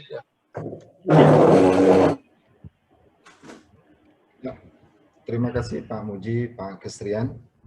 Mudah-mudahan Pak Heri tadi jelas Pak ya. Nanti diskusi lebih lanjut bisa di grup nanti tanya-tanyanya. Baik, ini kebetulan ada raise hand Pak Inyoman Astawa. Silakan Pak, langsung bertanya ke Pak Christian Gamasnya Pak. Silakan Pak. Terima kasih Pak Bobi atas waktunya. Ya, silakan. Selamat Pak Christian. Terima kasih atas paparan yang cukup bagus. Ini ada beberapa hal yang ingin saya tanyakan Pak Christian. Pertama, dalam Perlem 12 itu disebutkan bahwa pengadaan desa dimungkinkan dengan elektronik. Nah, pertanyaan saya, apakah maksud elektronik ini sesuai dengan paket yang dibuat dalam SPC, Pak? Ingat satu sisi pengadaan di desa tidak ada sirup. Nah, apakah mungkin dilakukan melalui SPC? Kemudian, apakah pengadaan di desa dimungkinkan dalam pengadaan mobil seperti itu, Pak? Kemudian, apakah bisa pengadaan di desa dilaksanakan juga melalui e-purchasing? Saya kira demikian, Pak. Mohon penjelasannya. Terima kasih. Baik. Ya. Silakan, Cak.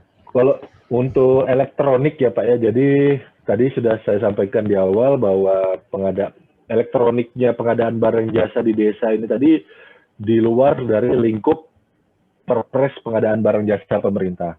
Sedangkan kalau kita tahu bersama sistem pengadaan secara elektronik itu kan lingkupnya yang ada dalam Perpres pengadaan barang jasa pemerintah otomatis menjadi sesuatu yang di luar dari pemerintah desa. Sehingga dimaksudkan bahwa pengadaan barang jasa pemerintah dapat pengadaan barang jasa desa di desa dapat dilakukan secara elektronik ini tadi prinsipnya ketika desa itu memang punya sumber daya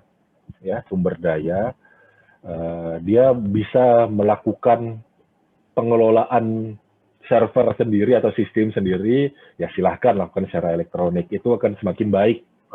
Atau kondisinya kan memang dalam kondisi tertentu juga, contoh kayak di keuangan, ini teman-teman yang dari Pak Inyoman Astawa dari Inspektorat bukan? Saya dari UKPBJ Pak, UKPBJ Badung. UKPBJ Badung Badung ya? Bali. Oke. Ya. Bali, oke. Kalau yang saya ketahui, teman-teman mungkin teman-teman dari Inspektorat bisa koreksi saya bahwa saat ini kan ada aplikasi seperti SIMKODES untuk pengelolaan keuangan, lalu ada SIMDA persediaan dan barang milik desa. Setahu saya ada dari BPKP kalau nggak salah ya. Nah, bisa jadi nanti ke depannya akan ada pengembangan seperti itu gitu ya. Tapi kalau pun pengadaan barang jasa elektronik itu mau dilakukan oleh desa itu sendiri sekarang itu boleh, artinya beli aplikasi gitu ya kalau memang mau. Nah, tapi namanya dapat ya Pak ya, bukan berarti kewajiban. Gitu. Nah, beda dengan kita yang di pemerintah, PBJ pemerintah itu kan udah wajib. Nah, jadi jangan dicampur baurkan nih RU ketika nanti jangan sampai nanti ada pemerintah desa yang datang minta dibuatkan kamar RUP-nya, kemudian akun SPSE-nya, karena memang hal yang berbeda sekali gitu ya.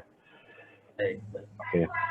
Terus ya, pertanyaan kedua, elektronik itu bukan melu SPC yang seperti kita laksanakan di UKPBJ Pak ya, berbeda. Bukan Pak, karena sudah dikeluarkan dari ruang lingkup Perpres, jadi tidak ngikut gitu ya, tidak ngikut. Karena kalau kita perhatikan sendiri, kalaupun mungkin masih ada Bapak Ibu perhatikan, memang transisi kita antara Perpres 54 2010 dulu kan luas banget. BUMN diurus, BUMD diurus. Bukan tidak mungkin kalau Anda perhatikan di dalam RUP itu mungkin di bagian lainnya ada pemerintah desa. Nah, tapi itu kalau saya rasa itu masih yang sisa-sisa di Perpres 54 2010. Nah, tapi kalau yang sekarang sudah tidak lagi gitu ya, tidak lagi. Artinya memang Perpres pengadaan barang jasa pemerintah sekarang sudah tidak seluas yang dulu lagi gitu. Nah, jadi dia sudah khusus ya, pengadaan yang khusus sudah dipisahkan. Nah, jadi ketika memang di desa itu tadi mungkin di kabupatennya ya, pemerintah desa kabupatennya mungkin lewat DPMK-nya itu atau UKPBJ-nya memang sanggup ada anggaran. Dalam perbubnya sudah ngatur menggunakan sistem pengadaan barang jasa di desa itu tadi.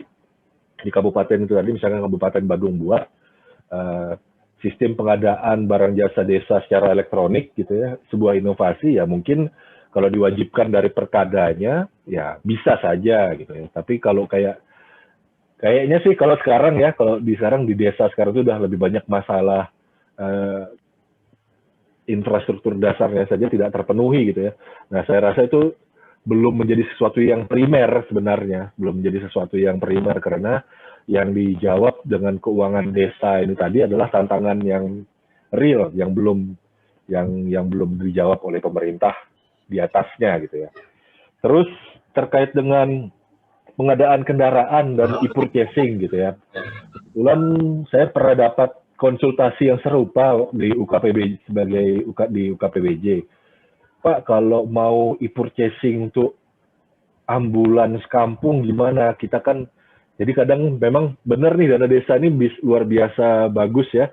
Jadi posyandu yang ada posyandu yang ada di tingkat kabupaten kampung itu kan puskesmas pembantu dengan posyandu gitu ya. Nah, puskesmas pembantu ini bukan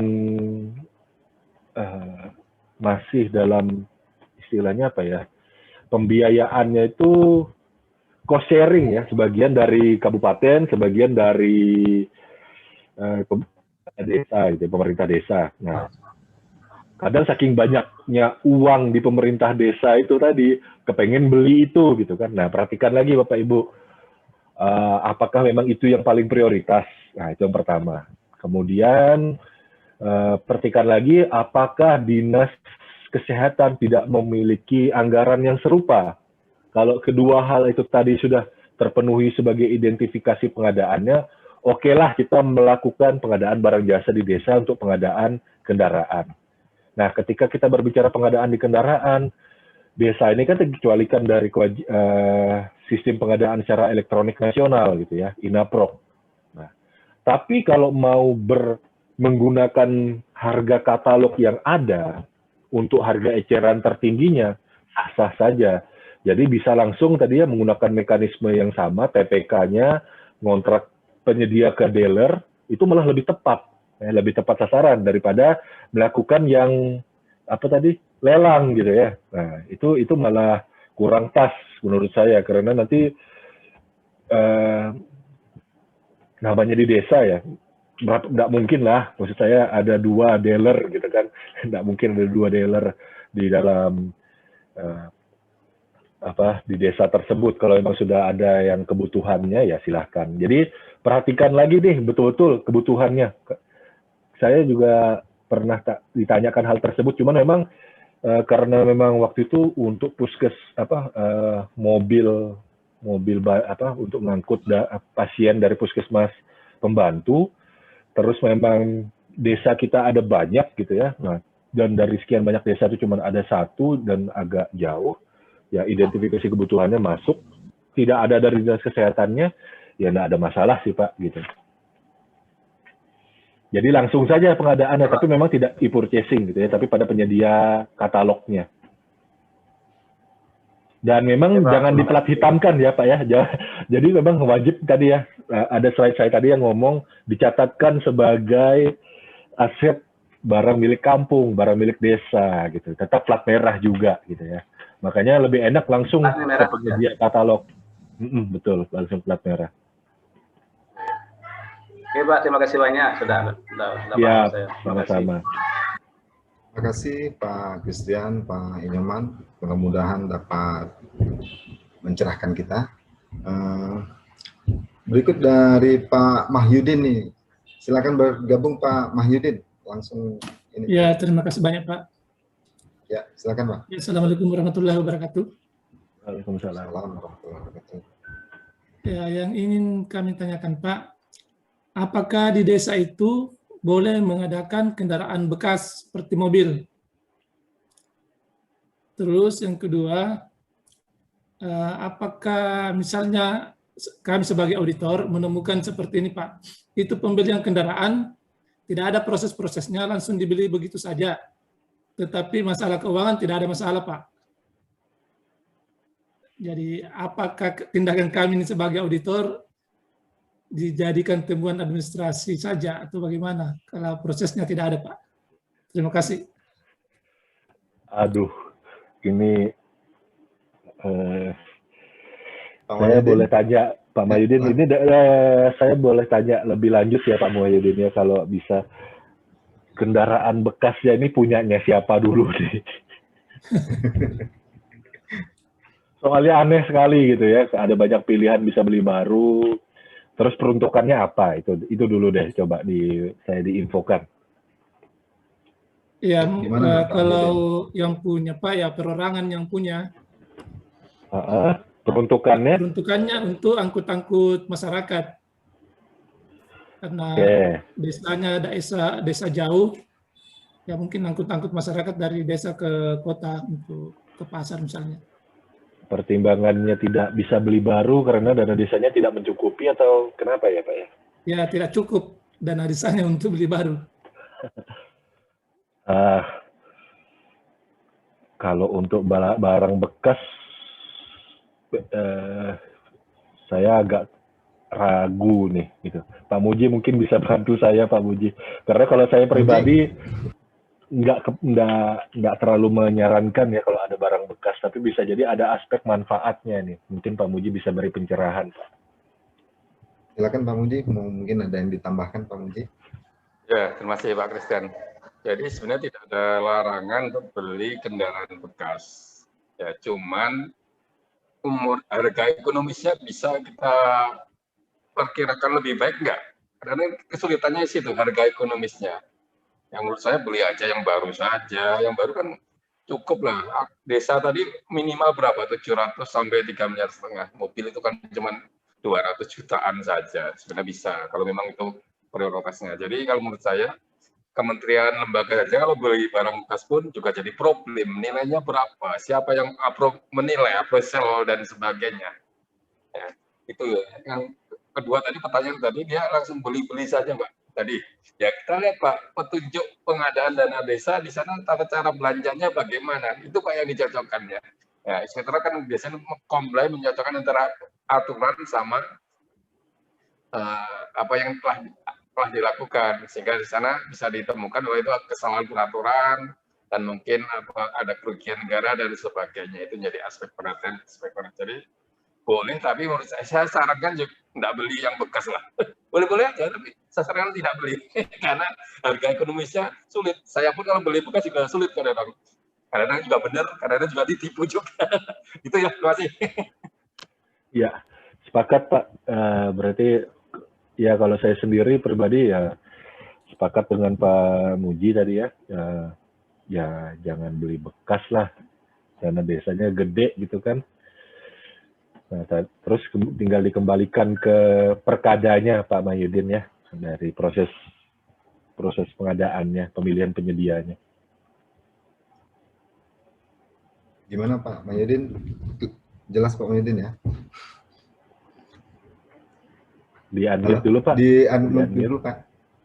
Oh iya, terima kasih Pak. Kalau ada beberapa yang sudah terlanjur ini pengadaan mobil bekas. Tetapi karena kan tidak ada juga larangan untuk membeli mobil bekas, jadi mungkin itu yang di desa karena mungkin uangnya tidak cukup.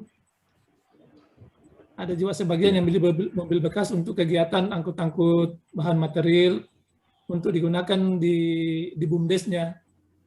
Dia gunakan di BUMDes untuk, tapi mobil bekas juga sih yang dibeli. Iya Pak, jadi kalau kayak di BUMDes gitu ya, kalau yang sepengetahuan, mohon maaf Bapak dari wilayah mana Pak Mahyudin? Dari Inspektorat Kabupaten Mamuju. Oh, Mamuju. Oh, temannya Bang Suhe. Ya, kalau saya perhatikan memang sekarang trennya memang BUMDes beli kendaraan gitu ya, tapi ya sebaiknya beli yang baru lah gitu ya, karena nanti susah pencatatan asetnya, harga wajarnya ya, kewajaran harga dengan nilai yang dikeluarkan itu pada potensi di situ. Mungkin itu dia dulu deh Pak. Ya Pak Bobi silakan. Ya, terima kasih Pak Christian, Pak Mahyudin. Ya, terima kasih Pak. Ya Pak.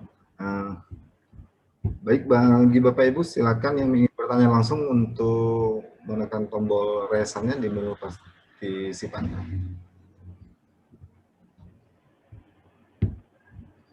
Atau saya panggil langsung, ada Pak Sukarman. Bapak ini ya, Pak Sukarman. Silakan bergabung Pak Sukarman.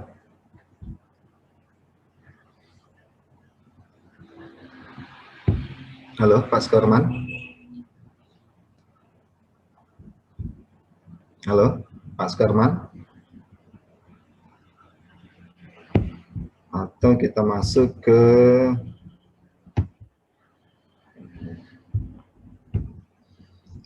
Ibu Intan Nurwaya.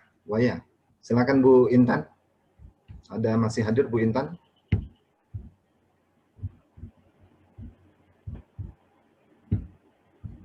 Halo Bu Intan.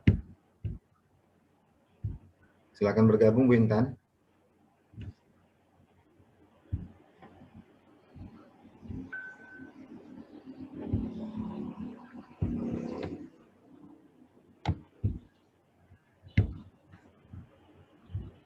Atau Pak Arzaki.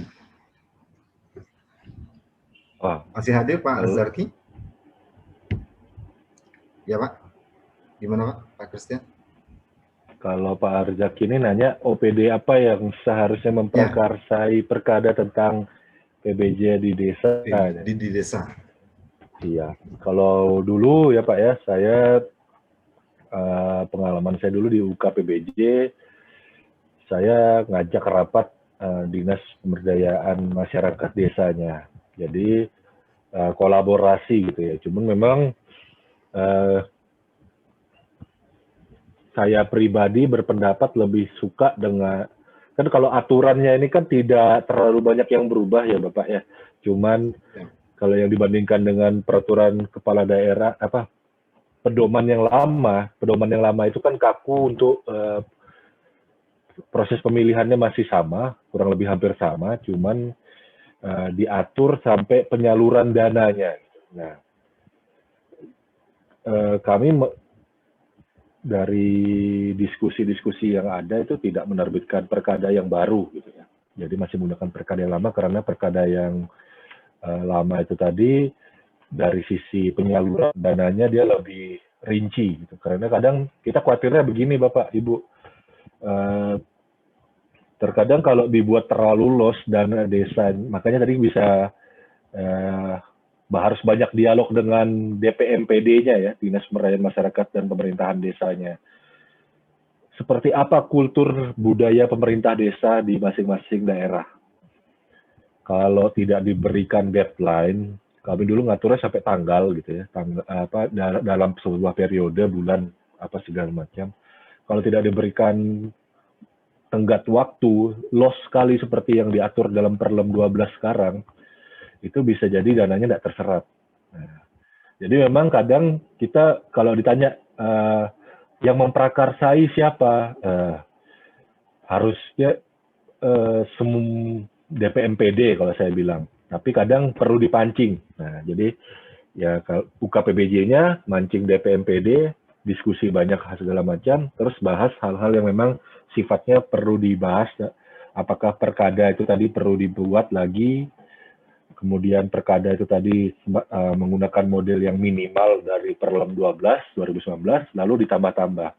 Jadi nggak bisa, maksud saya jangan sampai satu pihak saja yang prakarsai, UKPBJ sendiri, terus diundangkan, terus kaget teman-teman di desa. Jadi harus banyak hal nih yang memprakarsainya, banyak stakeholder gitu ya. DPMPD, BKAD, Inspektorat, semua dilibatkan sebagai pemerakarsanya. Jadi jangan ada yang one man, one show lah, gitu. Gitu Pak Bobi. Oke, siap. Terima kasih Pak Christian. Lanjut nih, sepertinya Bapak Ibu masih malu-malu nih untuk bertanya dengan Pak Christian. Jadi izin saya bacakan saja nih Pak dari Ibu Luis Ratna Juniarti. Pertanyaannya, pembangunan infrastruktur berupa rabat beton di desa menggunakan penyedia, tetapi untuk sebagian SDM melibatkan masyarakat sekitar. Bagaimana? Apakah boleh dan bagaimana proses pengadaannya? Itu Pak dari Ibu Luis Ratna. Silakan Pak. Iya, baik. Pertanyaannya dari Ibu Luis Ratna Juniarti ini menarik gitu ya. Pekerjaan rabat beton, dia menggunakan penyedia, tapi penyedianya sebagian SDM. Nah, ini kan SDM setempat. Nah, ini kan kategorinya masih sifatnya cenderung ke yang padat modal gitu ya. Artinya dibayarkan kepada penyedia, walaupun penyedianya itu tadi yang menggunakan SDM setempat. Memang mungkin nanti, saya membayangkan berarti ini dalam spesifikasi teknisnya menyebutkan bahwa ada kewajiban penyedia lokal itu tadi, penyedia di desa itu tadi menggunakan SDM yang ada di desa itu tadi. Ya, ini terutama kalau kita perhatikan yang surat edaran Kementerian Percepatan Pembangunan Desa dan Daerah Tertinggal Terisolir tadi, PDTT tadi, ini agak tidak sesuai gitu ya, karena yang diharapkan itu masyarakat sama-sama mengkonsepsi pekerjaannya itu tadi, di mana lokasinya, spesifikasinya seperti apa, beli bahannya saja di toko bangunan setempat. Yang kerjakan ya masyarakat gitu ya. Tapi memang tidak menutup kemungkinan ada kondisi desa-desa tertentu nih, seperti saya sampaikan tadi. Nah, ada yang kondisi desa yang menjelang dia terbentuk sebagai kelurahan, ada kondisi desa yang memang dia tidak punya orang-orang muda untuk bekerja gitu ya. Nah, saya nggak tahu kondisinya. Kayak di tempat saya itu ada namanya kampung Muara Bomboy, itu nggak ada orang muda di situ. Nah, itu kan kalau dipaksakan juga tidak mungkin gitu. Nah, tapi kalau kondisinya yang seperti yang Ibu Eulis sampaikan tadi, ada masyarakat setempat yang bisa dilibatkan, sebaiknya tidak perlu lagi pakai penyedia. Sebaiknya tidak perlu lagi. Jadi memang bahan bakunya saja yang dibeli. Mungkin itu Pak Bobi. Atau Pak Muji mungkin mau nambahkan, silakan. Oke, siap. Ya, mungkin ada mau ditambahkan Pak Muji? Ada, cukup. Oke, terima kasih Pak. Baik, menunggu teman-teman kita yang resen yang lain, saya bacakan dulu. Ada beberapa pertanyaan di kolom chat. Ini ada pertanyaan dari namanya kayak seperti merek laptop ini Pak. Jadi izin saya bacakan, teknis pelaksanaan PBJ di desa apakah sama dengan PBJ secara swakelola tipe 4 Pokmas? Mohon penjelasannya Pak. Ya, baik, pada prinsipnya swakelola itu ya yang namanya swakelola ya, saya gampangannya tuh, kita kalau ngomong sama teman-teman di desa itu jangan terlalu jelimet gitu ya. Makanya tidak dibuat tipe-tipe gitu. Nah, artinya kalau saya biasanya berkoordinasi dengan teman-teman di desa itu, pengadaan barang jasa di desa secara swakelola itu seperti apa? Ya, gampangannya yang dibayarkan itu adalah keringat, darah, air mata, dan perjuangan dari masyarakat setempat. Nah, gitu aja. Nah, jadi ya pada prinsipnya, ya masyarakat setempat dipanggil secara gotong royong, betul-betul ya buktinya apa? Ya KTP setempat, apa segala macam, dan simple saja gitu ya. Artinya ya dikumpulin KTP-nya, dibuatkan daftar terimanya, dibayarkan harian, ya sudah selesai. Jadi sesimpel itu, jangan dibuat kayak apa ya istilahnya, kayak pengadaan barang jasa di desa yang disamakan tadi dengan kelompok masyarakat ya, tipe 4 ya. Nah, jangan seperti itu, nanti kasihan masyarakat di desanya, bingung gitu ya. Mas, ya yang sederhana-sederhana saja, kumpul KTP, selesai, udah gitu aja. Tapi pada prinsipnya ya pemberdayaan, empowering society gitu ya, memberdayakan masyarakat. Itu prinsipnya.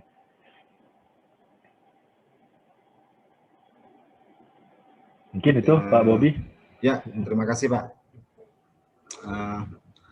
Baik, saya lanjut bacakan, menunggu teman-teman yang lain menunggu raise hand ini. Saya bacakan dulu, ada pertanyaan dari Erwin Mutakin. Jadi di sini disampaikan, apakah padat karya pekerjaan semenisasi, jumlah tenaga kerja, padat karya dapat dibatasi berdasarkan analisa atau BOW, karena terkadang jumlah tenaga kerja dari masyarakat tidak standar dan cenderung melampaui standar. Atau Pak Erwin Mutakin bisa langsung bergabung dengan menyampaikan langsung pertanyaannya. Halo Pak Erwin Mutakin.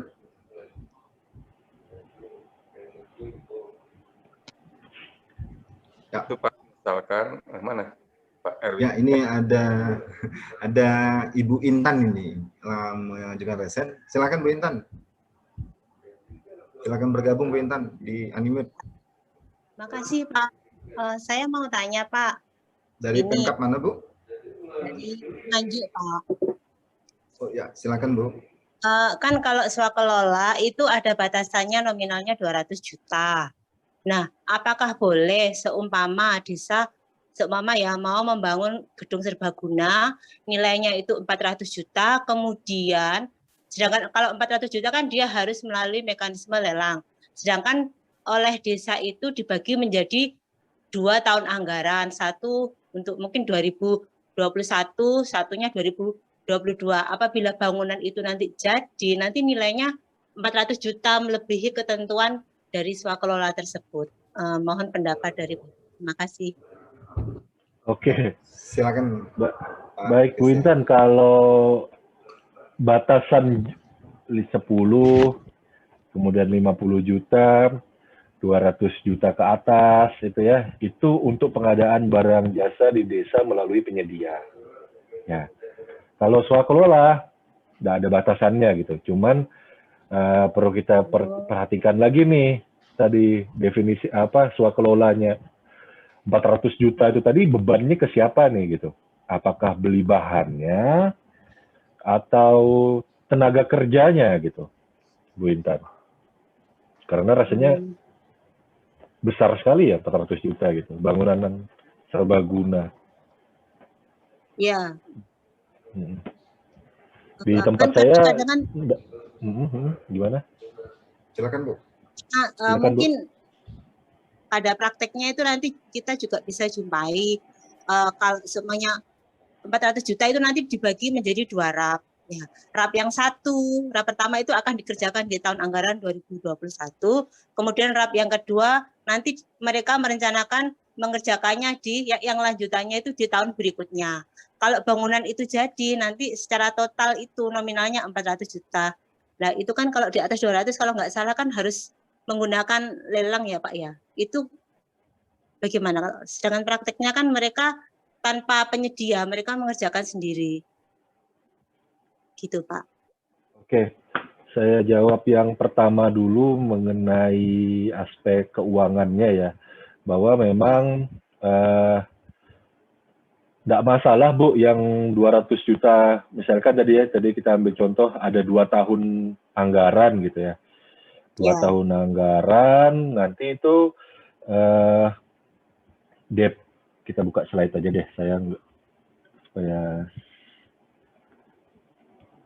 ini dia. Ini yang tadi saya sampaikan bahwa DPA itu tadi, ya, tahun anggaran pertama belanjanya menggunakan anggaran dari DPA gitu ya. Lalu nanti, bentar, mana? Nah, ini dia. Nanti di tahun keduanya nanti menggunakan DPAL ya, dokumen pelaksanaan anggaran lanjutan. Jadi dari tertib administrasi keuangannya itu udah beres dulu nih untuk satu bangunan. Yang pertama tidak ini konsepnya semi multi years ya. Habis itu nanti anggaran yang berikutnya itu diambil dari DPAL. Jangan sampai menggunakan DPA atau DPPA gitu, karena nanti dianggap itu nanti dua sumber yang pendanaan yang berbeda untuk satu aset. Jadi harus pakai yang lanjutan. Nah, itu yang pertama. Terus yang kedua, Ibu, saya agak meraba-raba ya bahwa yang 200 jutanya ini seperti apa. Kalau memang 200 juta, di atas 200 jutanya itu tadi untuk bahan bangunan, ya memang perlu dilelang gitu ya. Jadi ya silahkan dilelang saja nanti bahan bangunannya. Cuman perhatikan bahwa untuk tenaga kerjanya sebaiknya menggunakan swakelola gitu ya, swakelola. Gitu Bu Intan. Iya Pak, terima kasih. Siap. Pak Muji mungkin, siapa tahu ada yang perlu ditambahkan Pak Muji. Ada Pak Muji, silakan Pak Muji. Waktunya juga cukup ya Pak Bobi ya? Cukup Pak. Oke. Waktu yang ada waktu tinggal sekitar 4 menit lagi. Saya bacakan pertanyaan terakhir aja Pak ya, yang dari Ibu atau Bapak Erwin Mutakin tadi terkait dengan tenaga kerja padat karya dapat dibatasi berdasarkan analisa atau BW karena terkadang jumlah tenaga kerja dari masyarakat tidak standar dan cenderung melampaui standar. Tenaga kerjanya tidak standar dan cenderung melampaui standar. Saya pengennya ya tadi tapi sudah menyampaikan mohon izin tidak bisa tatap ya, jadi tidak bisa. Cuma saya agak menerawang sedikit nih. Terakhir menganalisa gitu. Ya, jadi jumlah tenaga kerja dari masyarakat tidak standar dan cenderung melampaui standar. Oke, tidak standarnya jumlah tenaga kerja ini tadi kan mungkin karena memang sifat pekerjaannya padat karya gitu ya, tidak menggunakan mesin atau yang seperti hal-hal lainnya yang memang dilakukan oleh penyedia dengan padat modal yang memang bisa lebih banyak banyak peralatan atau mesin gitu. Jadi memang jumlahnya kalau kita bandingkan dengan yang padat modal mungkin menjadi seolah-olah tidak standar gitu ya. Nah, tapi kalau memang dibandingkan apple to apple dengan yang padat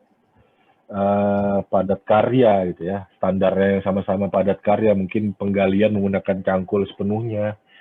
Ya memang mau tidak mau kita mesti pertimbangkan kewajarannya lagi gitu ya. Kewajarannya berdasarkan apa? Berdasarkan rentang waktunya. Bisa jadi memang perbandingan, maksudnya gini, membandingkan standar itu tadi sesama padat karya, kalau waktunya lebih singkat, memang mungkin jadinya perlu lebih banyak jumlah tenaga kerjanya. Jadi waktu penyelesaian pekerjaannya lebih singkat. Ya, jadi perlu lebih banyak. Ya kalau saya pribadi menganggap selama barang jasa itu tadi ya, konstruksi tadi bisa lebih cepat dimanfaatkan, kemudian perlu tenaga lebih banyak sesuai standar itu tadi, ya tidak masalah. Tapi kalau dibandingkannya tidak tidak apple to apple gitu ya, bandingkan standar kerjanya, misalkan gini, 3 bulan perlu 10 orang, dibandingkan dengan untuk pekerjaan yang sama ya, semenisasi rabat 20 meter gitu ya, 3 bulan perlu 10 orang misalkan, atau dibandingkan dengan 6 bulan perlu 5 orang. Ya jangan cuma ngelihat 5 orangnya, tapi perhatikan dimensi waktunya. Jadi standar dan tidak standar ini tadi ya perlu diperhatikan yang sama. Nah kalau dibandingkan sudah standarnya sama itu ya, waktu kerjanya sama, volumenya sama dan seterusnya sama, ternyata melebihi, ya disampaikan bahwa ini tidak boleh melebihi, maka spesifikasinya dikurangi sehingga